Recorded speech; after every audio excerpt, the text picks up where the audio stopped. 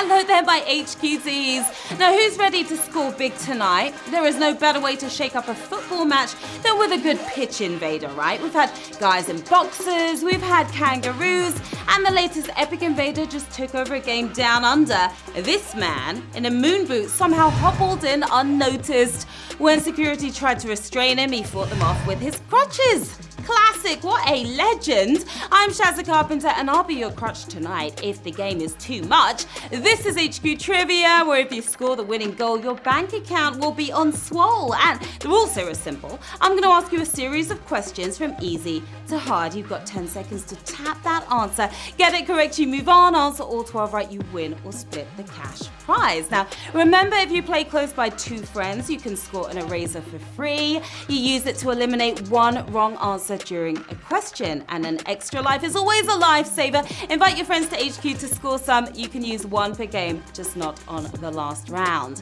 Now tonight we are giving away a ball-in £1,000. That's enough for not one but two moon boots, a trip down under, or if you fancy a little pitch invading yourself, it will cover the lawyer's fees afterwards. But before you risk it all, you've got to frisk it all. Let's get to the quizzing, shall we? Here we go with Q1. Someone who is inexperienced is said to be wet behind the what? Bike shed is lamppost. You're very experienced though, aren't you? HQ pros.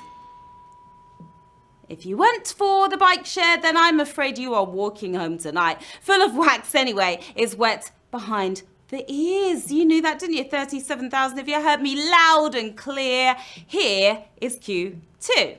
Coming at ya. Which of these is a type of vinegar? Bureaucratic, balsamic, bubonic. You catch more flies with honey, but we are looking for the vinegar tonight. Now, I'd keep bubonic anything away from your mouth, but one of these is a top choice for the table. The only one you'd even consider putting on your chips is balsamic, but malt is way better. 36,000 of you just pouring it on right now. Tomorrow, we've got HQ Sports for you at 7 p.m, so do some stretches and get ready to play ball. That is always fun. Then at 9 p.m, I'll be with you for the 100. We will keep on going until only 100 of you or fewer are left standing. And Tuesday, here's what I'm really excited about. Star Wars, the 100, coming at you from a galaxy far, far away. So all you Jedis out there, it's time for your return. A New Hope. Let's see who the true Star Wars fans really are. Okay, let's see how you do with this one. Q3. Which musician won the Mercury Prize for the second time in 2011? PJ Harvey, JK Rowling, JJ Abrams. Which musician did the double? Now, he's taken us to a galaxy far, far away, speaking of, but JJ hasn't even won a single Mercury Prize yet, always dressed for a sleepover. Of course, the only musician of the bunch, PJ Harvey. And here she is, right there with her smiling face. 28,000 of you making beautiful music there. Well done to you. That was sort of a brutal-ish one, wasn't it? Q4. In Greek mythology, which of these women had a face that launched 1,000 ships? Cassandra, Helen, Andromeda.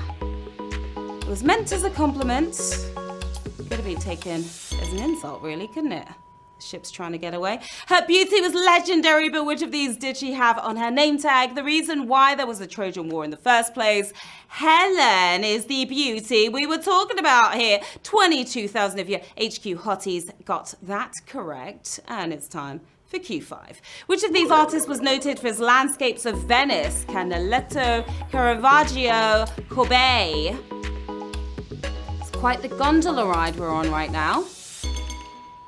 Need some wine for this one.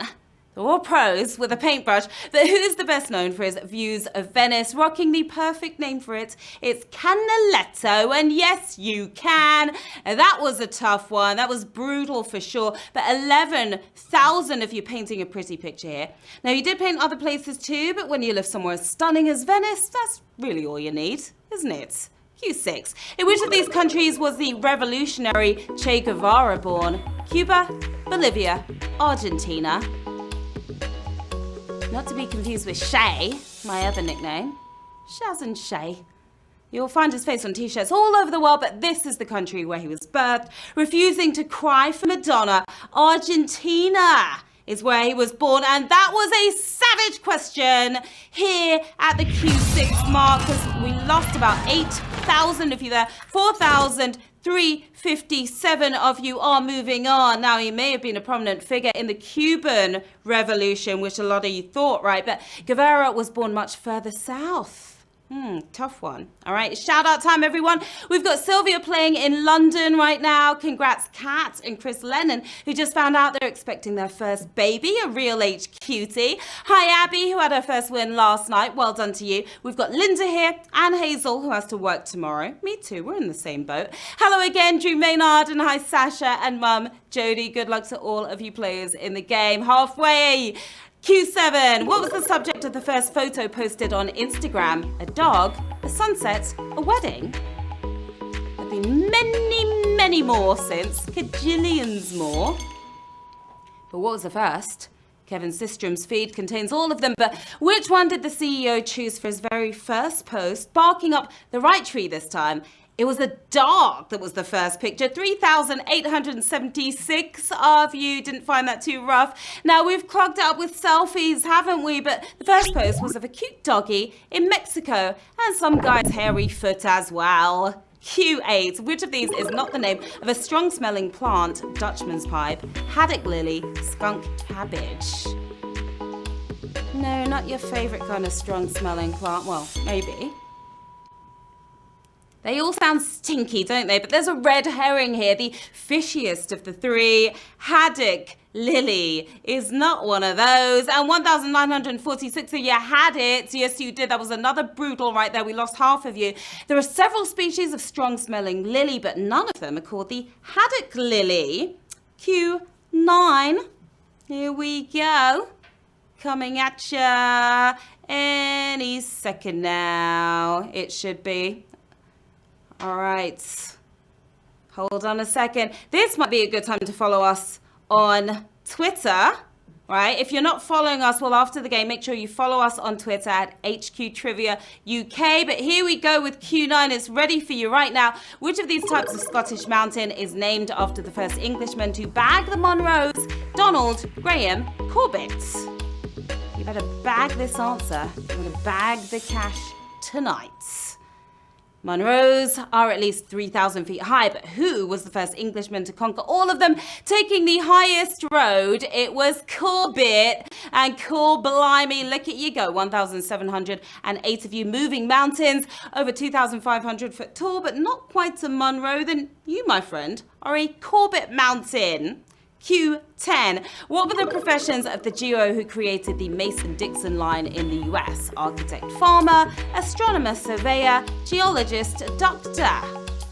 There's a thin line between getting this right and getting this wrong. A simple tap. 3 sitcom-worthy odd couples, but who teamed up to chop the US in half, keeping one eye on the stars? They were the astronomer and the surveyor. That's the answer we were looking for. 970 of you saw that written in the stars.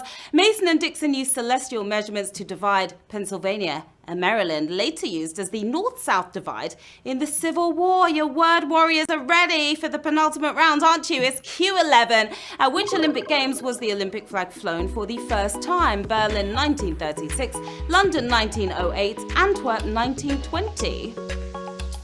You'll be flying your flags in victory if you get this and the next one correct. They were everywhere in 2012, but London was rocking 0 rings in 1908, getting in there before the Germans did.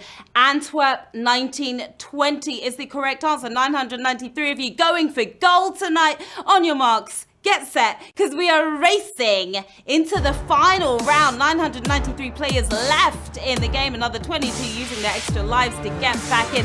£1,000 in the bag. Go get the cash, players. Is Q12. What was the last ever movie President John F. Kennedy watched? From Russia with Love, Psycho, The Manchurian Candidates.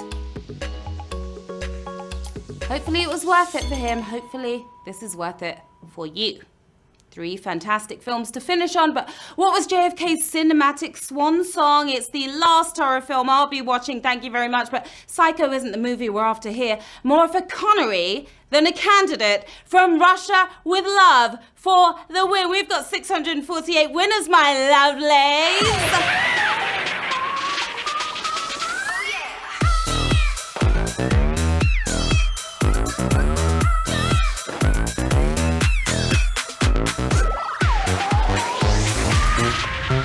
Congratulations to our 648 winners tonight. You totally smashed it. Well done to you. You're taking home £1.54. We've got Rachel there. I love the red lippy. We've got Kay, Carrier 123 doing the little dance. May need to eat something there, looking like a bag of bones. You can buy something to eat, a burger or something with that cash right there. We've got Anna Mack as well, who's smiling and celebrating already. Fridge Large, what are you lot gonna do with the cash? Maybe go to Scotland to bag the Munros, buy a towel to dry those ears off. But you're a vet now, aren't you? Take a gondola ride. There's a lot you can do with the money. Well done, everyone. Another epic game down. You aced it. I'm Sharon Carpenter, and here's where to find me on Twitter and IG. Stop by, say hello. And of course, we will be back tomorrow night at 9 p.m. with the 100 or fewer of you will win tomorrow. So I hope to see you there. Until then, have an awesome night, everyone. Bye.